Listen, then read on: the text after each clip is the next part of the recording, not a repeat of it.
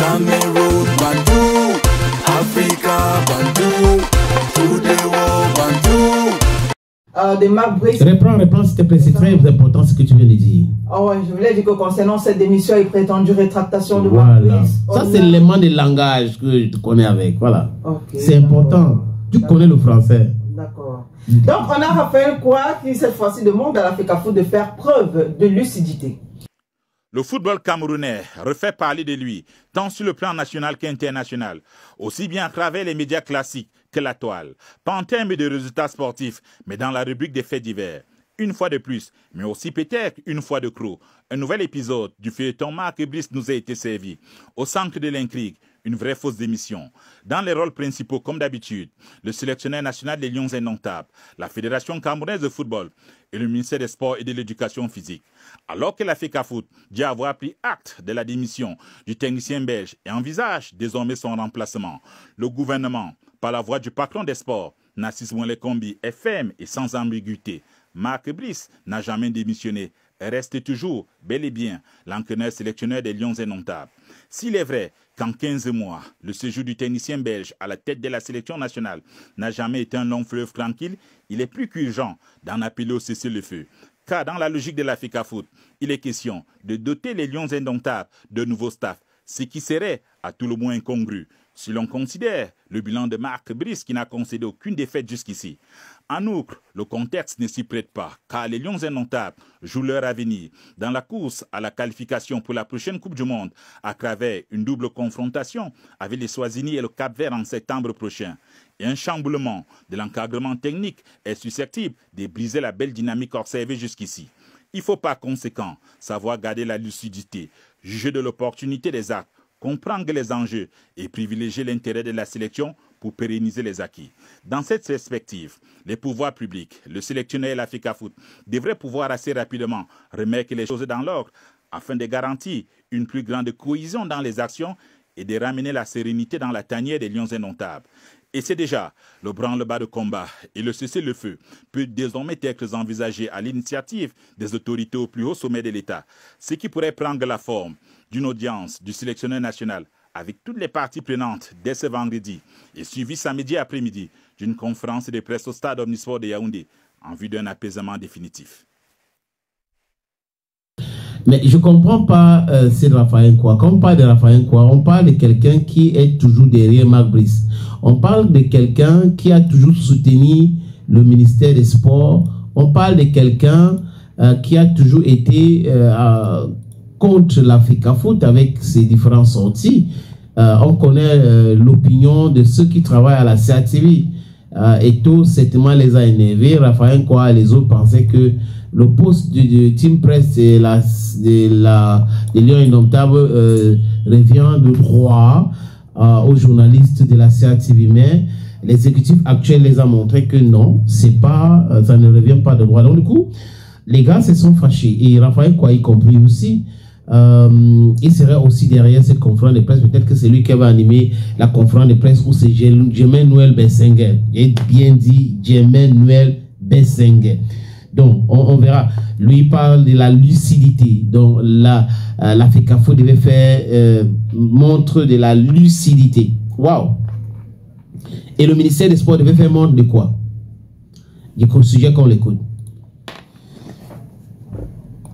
On écoute tout de suite Raphaël Kouah. Tant sur le plan national qu'international, aussi bien à travers les médias classiques que la toile, pas en termes de résultats sportifs, mais dans la rubrique des faits divers. Une fois de plus, mais aussi peut-être une fois de trop, un nouvel épisode du feuilleton Marc Brice nous a été servi. Au centre de l'intrigue, une vraie fausse démission. Dans les rôles principaux, comme d'habitude, le sélectionneur national des Lions Indomptables, la Fédération camerounaise de football et le ministère des Sports et de l'Éducation physique. Alors que la FECAFOOT dit avoir pris acte de la démission du technicien belge et envisage désormais son remplacement, le gouvernement, par la voix du patron des sports, Narcisse Mouelé-Kombi, est ferme et sans ambiguïté. Marc Brice n'a jamais démissionné et reste toujours, bel et bien, l'entraîneur sélectionneur des Lions Indomptables. S'il est vrai qu'en 15 mois, le séjour du technicien belge à la tête de la sélection nationale n'a jamais été un long fleuve tranquille, il est plus qu'urgent d'en appeler au cessez-le-feu. Car dans la logique de la FECAFOOT, il est question de doter les Lions Indomptables de nouveaux staffs, ce qui serait à tout le moins incongru si l'on considère le bilan de Marc Brice qui n'a concédé aucune défaite jusqu'ici. En outre, le contexte ne s'y prête pas, car les Lions indomptables jouent leur avenir dans la course à la qualification pour la prochaine Coupe du Monde à travers une double confrontation avec les Swazini et le Cap-Vert en septembre prochain. Et un chamboulement de l'encadrement technique est susceptible de briser la belle dynamique observée jusqu'ici. Il faut par conséquent savoir garder la lucidité, juger de l'opportunité des actes, comprendre les enjeux et privilégier l'intérêt de la sélection pour pérenniser les acquis. Dans cette perspective, les pouvoirs publics, le sélectionneur et l'Africa Foot devraient pouvoir assez rapidement remettre les choses dans l'ordre afin de garantir une plus grande cohésion dans les actions et de ramener la sérénité dans la tanière des Lions indomptables. Et c'est déjà le branle-bas de combat et le cessez-le-feu peut désormais être envisagé à l'initiative des autorités au plus haut sommet de l'État, ce qui pourrait prendre la forme d'une audience du sélectionneur national avec toutes les parties prenantes dès ce vendredi et suivi samedi après-midi d'une conférence de presse au stade omnisport de Yaoundé en vue d'un apaisement définitif. En fait, c'est l'hypocrisie légendaire de ce journaliste de la CATV qui me gagne. On parle de la lucidité de la Fédération camerounaise de football. Et concernant le ministère des Sports, il parle de quoi? Il parle de quoi? Et maintenant, il vient nous dire que Marc Brice n'a perdu aucun match. Où est le rapport? Conseil Sao est venu au Cameroun. Il était en train de faire son petit bonhomme de chemin. Il est parti, les Robert sont venus qualifier l'équipe pour la Coupe du Monde. Harry Anne est parti du Cameroun. Il n'avait pas perdu un seul match avec les Lions indomptables. Donc c'est parce que vous n'avez pas perdu un match qu'il faut vous maintenir, même si vous êtes un délinquant notoire. Marc Brice a démontré encore et encore qu'il est un maître chanteur. Je vais partir si vous ne gagnez pas sur le banc de touche. Mon patron, ce n'est pas la FECAFOOT, c'est le ministère. Je ne travaille pas pour la FECAFOOT. Marc Brice l'a dit. Mais on n'a jamais entendu ces sodos donner des leçons des moralistes de la CATV prendre la parole pour dire que ce n'est pas du tout normal. Il peut humilier la FECAFOOT. Il peut mal parler du président de la FECAFOOT. Il peut aussi insulter Rigobert Sambana en disant que Rigobert Sambana c'est un laquais, il était un laquais de Samuel Eto'o-Fils. Et le ministère, personne ne va tousser là-bas. La CATV prompte à demander à la FECAFOOT d'avoir la lucidité de maintenir Marc Brice parce que les résultats ont fait ceci, les résultats ont fait cela. Ne peut pas dire à Marc Brice parce qu'ils sont proches. Ce n'est pas comme ça que ça fonctionne. Voilà donc l'hypocrisie légendaire de certains moralistes, juste parce qu'ils veulent défendre leurs petits intérêts. C'est le Cameroun pour vous, c'est le Cameroun pour nous. Mais il faut que les choses soient claires. Si Marc Brice a envoyé sa démission et que l'Africa Foot a pris acte, je suis pour que Marc Brice quitte l'équipe nationale du Cameroun. Il n'est rien. Il ne représente rien. Ils nous ont menti. Marc Brice intéresse le Nigeria. Après vérification, le Nigeria n'a jamais rien dit. Marc Brice intéresse l'Arabie Saoudite. Après vérification, l'Arabie Saoudite n'a rien dit. Marc Brice intéresse les Émirats Arabes Unis. Après vérification, rien. Donc, ils ont tout fait. Ça ne donne pas. Et le monsieur profite. Parce que le clause qu'on a mis dans son contrat, qui dit que si on ne paye pas le salaire 2 mois, il peut résilier son contrat. Et il va prendre près de 500 millions. Mais le gars, c'est un chômeur.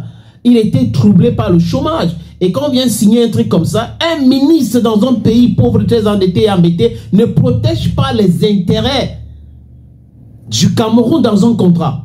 Mais livre le Cameroun à Marc Brice pour leurs propres intérêts.